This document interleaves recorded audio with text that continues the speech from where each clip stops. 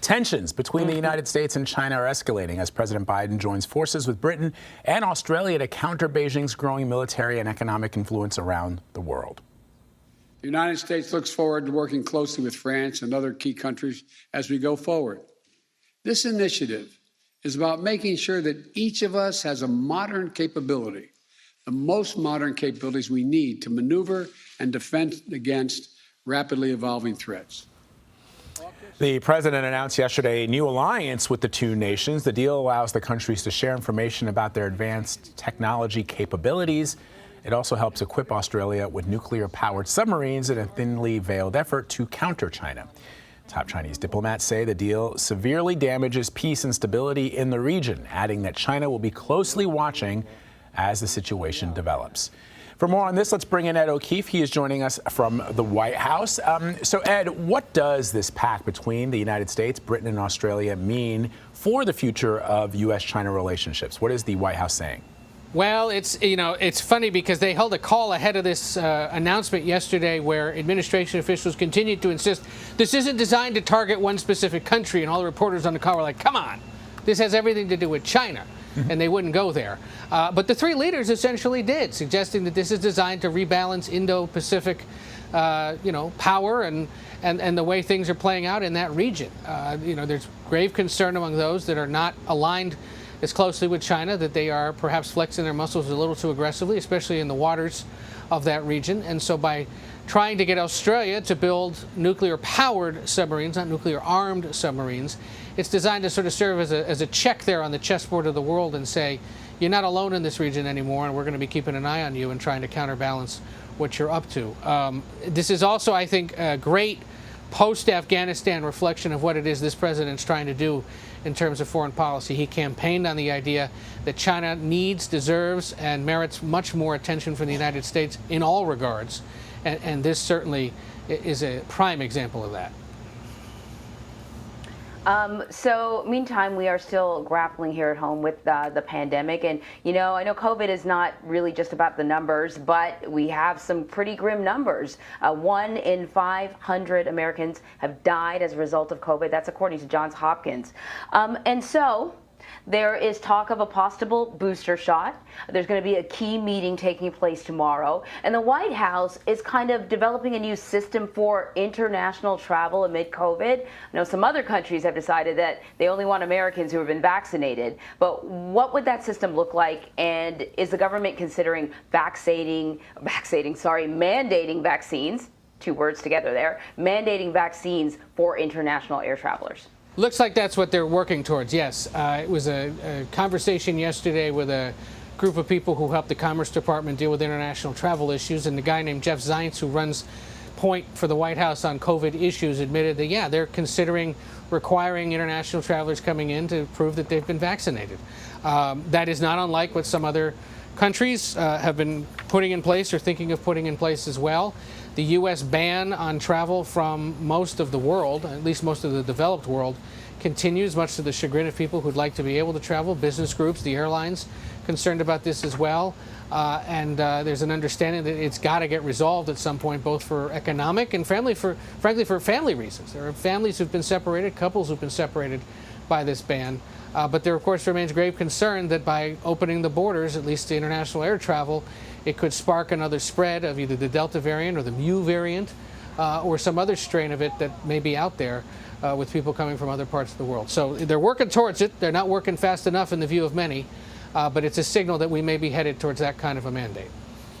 Meanwhile, Ed, the president and the Pentagon are defending the nation's top military officer, as you know, after those bombshell revelations that he, General Mark Milley, reached out to China fearing a war in the final days of the Trump administration. Here's what the president had to say about it. Did General Milley do the right thing, sir? Thank you. Let's go. Thank you. Thank you. General Milley do the right thing? I have great confidence in General Milley. What I can assure you all of is that the president knows General Milley. He has been chairman of the Joint Chiefs for almost 8 months of his presidency. They've worked side by side through a range of international events. And the president has complete confidence in his leadership, his patriotism, and his fidelity to our Constitution.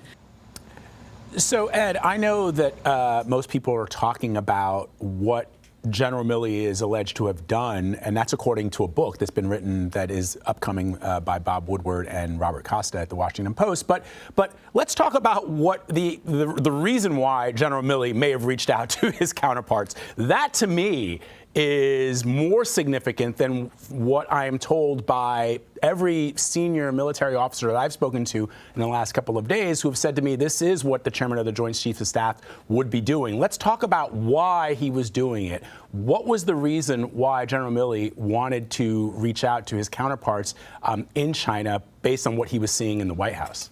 Based on the reporting in the book, it was concerned that the president was slipping into some kind of mental anguish and that he might try to lash out specifically at China by launching some kind of an attack. So in October, before the election last fall, and then again in early January, just 2 days after the insurrection at the U.S. Capitol, he reached out to his Chinese counterpart and essentially said, we're not planning to do this, and if for some reason we are, we're going to let you know.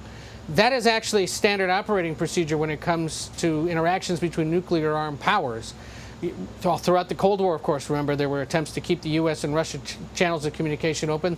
They still are open. They were open on, for example, 9/11. We've heard some reporting recently about how U.S. officials reached out to Russia in the early hours after those attacks 20 years ago to say to Russia, we're not looking to attack you. And they said, we're aware, we're monitoring things. We know this has nothing to do with us.